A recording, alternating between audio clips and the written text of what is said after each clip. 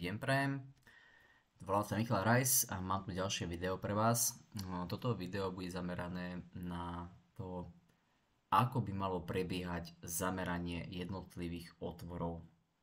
Takže zameranie tých okien, dverí, hajs portálov, fixu a podobne.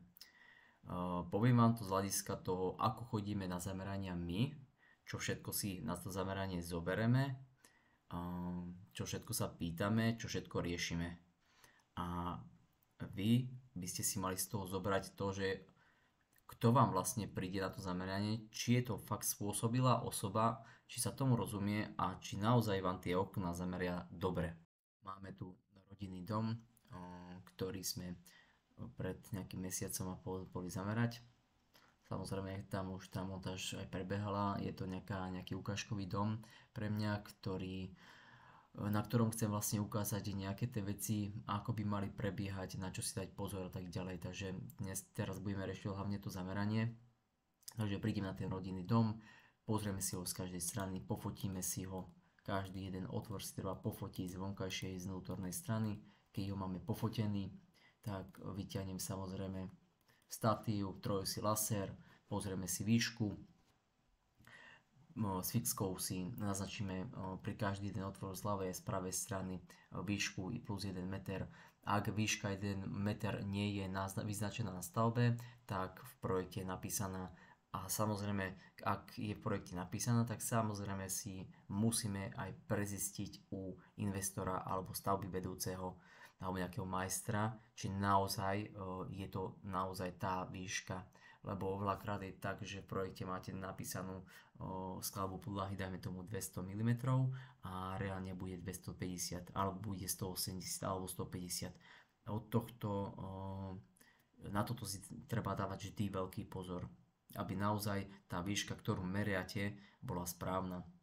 Takže keď vieme, jaká je tá výška, tak si ju ku každému jednomu otvoru naznačím.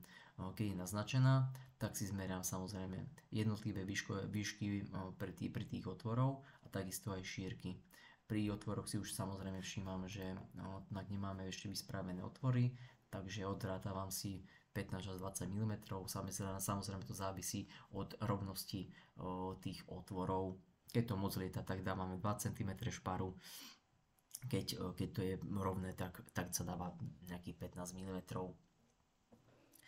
Dobre, takže keď to máme samozrejme zmerané, tak väčšinou vtedy už prichádza investor alebo stavby vedúci, ale väčšinou tam hlavne potrebujeme investora alebo potrebujeme si tie otváravosti hlavne tých okien a prejsť s investorom.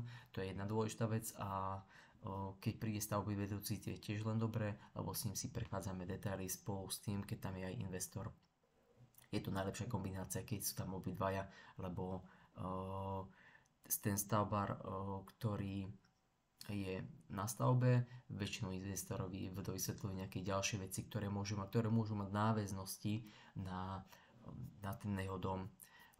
Nie každý investor sa rozumie stavbarčine, tak treba to všetky tie detaily riešiť už predčasne, nie po tom, keď sú nejaké veci už namontované a spravené. Veľakrát ľudia robia chybu v tom, že riešia detaily úplne už neskoro. Potom zistia, že musia dať nakoniec väčšie zateplenia a iné veci. Takisto všetky tieto náležitosti, ktoré riešime pri tých oknách, tak majú vplyv na ďalšie práce. Takže my pri oknách vždy riešime výška, či je správna, potom aké tam bude zateplenie, či tam bude mať domáci exteriérové tienenie, to znamená buď nejaké rolety alebo skríny, či tam budú sieťky, či tam nebudú nejaké posunné sieťky, plíse sieťky, otvárať dvierka a tak ďalej. Všetky tieto veci naväzujú potom na skladbu a na tie detaily, aby napríklad sa kastlík na tej žalúzie zmestil do zateplenia. Či náhodou netreba kvôli tomu posunúť okná do interiéru. Hej.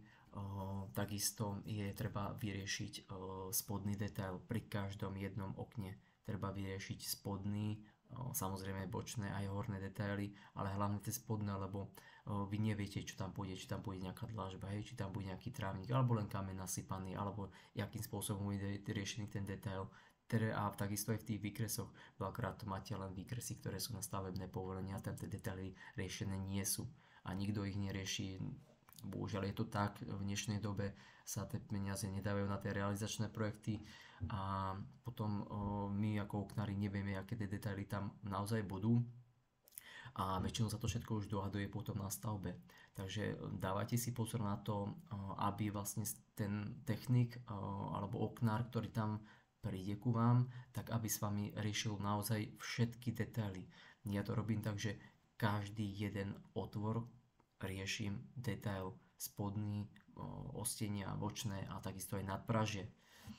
Je to z toho dôvodu, že tie detaily sa môžu meniť.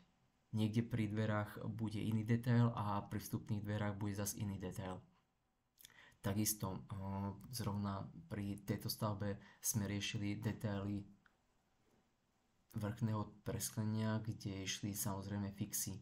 Riešili sme tam, že tam bude väčšie zatieťovanie, ktoré by proste potom zasahovalo do tých okien. A to sú vlastne všetky veci, ktoré majú náväznosti potom na aj estetiku celej tej stavby, aby sa nestalo potom to, že tam budete mať nejaké nepekné detaily. Dúfam, že som vám poradil a doplnil informácie. Aby ste samozrejme ešte niečo potrebovali, tak kľudne neváhajte, napíšte nám alebo zavolajte, dole v komentári bude kontakt. A ja vám ešte prajem zvyšok pekného dňa a nech sa vám darí.